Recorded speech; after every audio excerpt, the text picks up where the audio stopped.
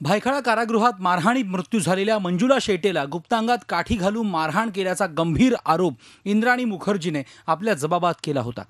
या आरोपात कितपत तथ्य आहे हे तपासलं जात आहे। मंजुला शेटेवर कोणतेही लैंगिक अत्याचार झाले नाहीत असं वैद्यकीय अहवालातून समोर आल्याचं कारागृह उपमहानिरीक्षक स्वाती साठे यांनी महिला आयोगासमोर सांगितलंय। या प्रकरणामध्ये नागपाडा पोलीस स्टेशन ठाणे इथं गुन्हा दाखल करण्यात आलेला आहे आणि त्यानुसार ज्या कर्मचाऱ्यांचं वर्तन योग्य नव्हतं अशा कर्मचाऱ्यांना त्वरित निलंबित केलेलं आहे आणि यासोबतच त्यांच्यावर गुन्हे पण दाखल केलेले आहेत। दरम्यान राज्य महिला आयोगाने भायखळा जेलला भेट देऊन महिला कैदी आणि जेल कर्मचाऱ्यांशी संवाद साधला आणि प्रकरणाची चौकशी केली।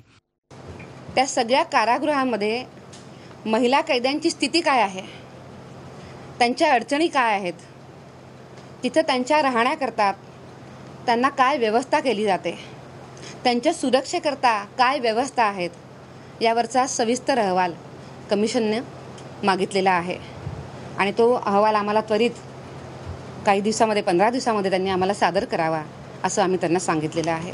मंजुला शेटे हत्या प्रकरणाची राज्य मानवाधिकार आयोगाकडूनही गंभीर दखल घेण्यात आली आहे।